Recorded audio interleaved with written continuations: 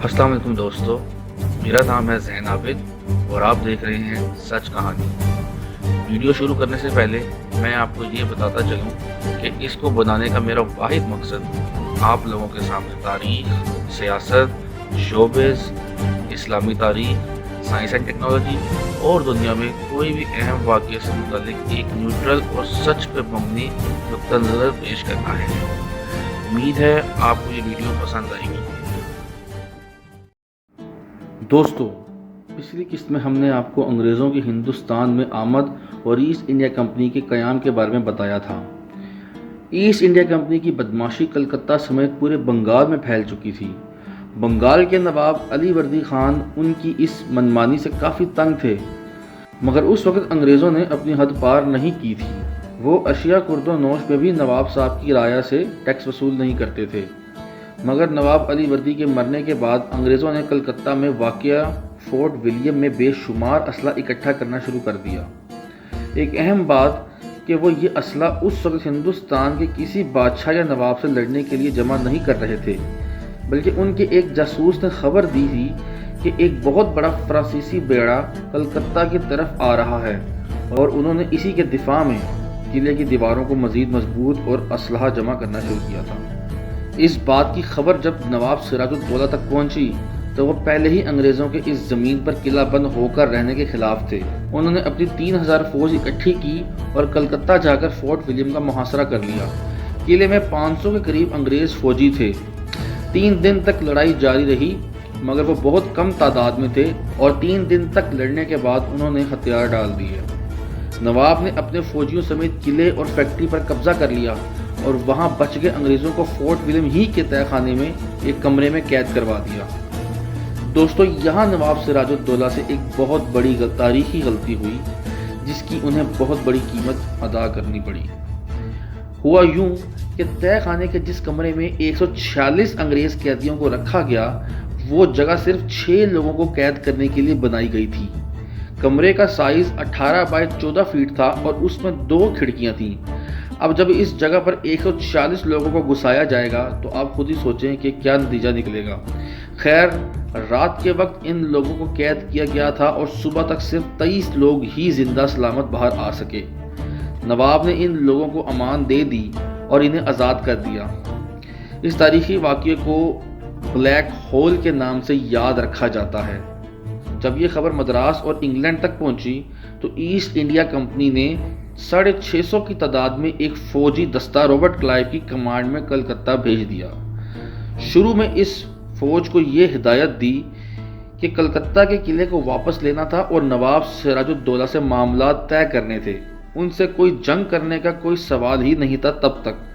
Robert Clive इससे पहले भी हिंदुस्तान आ चुका था और उसने काफ़ी माल बनाया था। अब की बार उसे दूसरा रोल देकर भेजा गया था, मगर वो शुरू से ही बहुत चालाक और एम्बिशियस किस्म का इंसान था। जब रॉबर्ट क्लाइव कलकत्ता के रास्ते में था तो उसने सबसे पहले दरिया होगली के पास बुजबुज के किले पर कब्जा किया। वहां से उसकी फौज में 1500 मजीद सिपाहियों का इजाफा हो गया।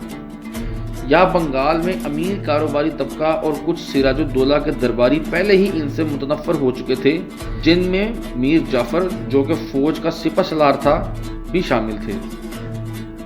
नवाब के अपने लोगों की गद्दारी का रॉबर्ट क्लाइव को इसके जासूस विलियम वॉट्स की मदद से पता लग चुका था। बज़ाहिर तो नवाब की 50,000 फौज के सामने क्लाइव की 3-4 हज़ार फौज कोई मायने नहीं रखती थी, मगर 2 चीज़ें जिसमें क्लाइव को नवाब पर बढ़तरी थी, उनमें पहली उसकी फौज के पास जदीद हथियार थे, जिनमें तलवारों और नेज़ों के अलावा राइफल्स थी, जिनकी मदद से दूरी से भी किसी दरख्त वगैरह के पीछे छुप कर भी हमला किया जा सकता था।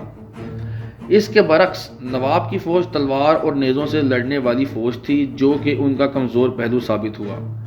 दूसरी चीज़ जिसमें क्लाइव नवाब से ऊपर था वो ये कि क्लाइव ने मीर जाफर जो कि सिपह सलार था नवाब की फौज का और जगत सेठ जैसे मशहूर बड़े कारोबारी लोगों से बंगाल का सौदा कर लिया था। खैर, पलासी के मकाम पर नवाब और क्लाइव की फौज आमने सामने आई। नवाब की फौज ने बहुत दलेरी से जंग लड़ी, मगर क्लाइव की फौज के जदीद हथियारों के सामने उनकी ज़्यादा देर तक ना चल सकी। दूसरी तरफ मीर जाफर और बहुत से कमांडर अपना लश्कर लेकर मैदान जंग में उतरे ही नहीं। جس کی وجہ سے نواب کی فوج اور کمزور ہو گئی۔ پلاسی میں ہار کے بعد 23 جون 1797 میں نواب مرشد آباد کی طرف پلٹا تاکہ اپنا دارالحکومت کا دفاع کر سکے، مگر تب تک بہت دیر ہو چکی تھی۔ میر جعفر اور اس کے ساتھی پہلے ہی وہاں پر قبضہ کر چکے تھے۔ کلائیو نے میر جعفر سے نواب بننے کا کیا گیا وعدہ پورا کر دیا تھا۔ مرشد آباد میں بھی انگریزوں کو قبضہ دیکھنے کے بعد نواب سراج الدولہ اپنی بیوی اور کچھ خدمت گزاروں کے ساتھ پٹنہ کی طرف فرار ہو گئے، مگر راستے میں ہی انہیں میر جعفر کے بیٹے میر میران نے گرفتار کر لیا اور 2 جولائی 1797 میں نمک حرام ڈیوڑی میں انہیں قتل کر دیا۔ اور یہاں سے بنگال کے آخری آزاد نواب کی کہانی کا اختتام ہوا اور انگریزوں کی بر صغیر میں حاکمیت کا آغاز۔ دوستو، میں نے آزاد نواب کی بات اس لیے کی کیونکہ میر جعفر ایک آزاد نواب نہیں تھے، وہ انگریزوں کے سبارڈینیٹ تھے اور جو کہ ایک وقت پہ آ کر انگریزوں سے تنگ آ گیا تھا، اور اس نے بھی فرانسیسیوں کے ساتھ مل کر انگریزوں پر دھاوا بولنے کی کوشش کی تھی، مگر ہوا وہی جو ہر غدار کے ساتھ ہوتا ہے۔ انگریزوں کو اس کی غداری کا پتہ چل گیا تھا اور انہوں نے اس کو ہٹا کر میر قاسم کو بنگال کا نواب بنا دیا تھا، اور اس طرح سے یہ سلسلہ چلتا رہا۔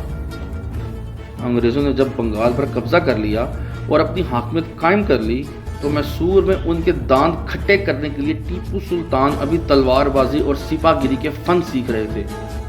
ٹیپو سلطان کون تھے اور انہوں نے انگریزوں کو کتنی مشکلوں سے دوچار کیا، یہ سب آپ کو بتائیں گے مگر تحریک پاکستان کی اگلی قسط میں۔